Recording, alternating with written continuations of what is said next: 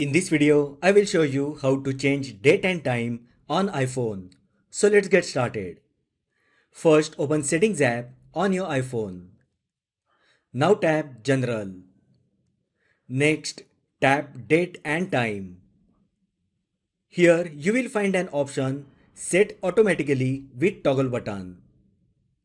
When you turn on this option, your iPhone will check the time over the internet and automatically adjust its clock to the correct local date time.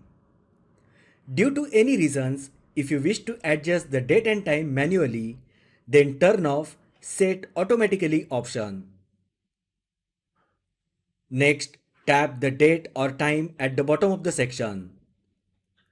Use the calendar to set the date and wheels to set the time on your iPhone.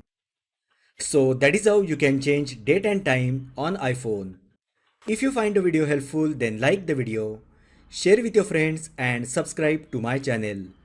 Thanks for watching and I will see you in the next video.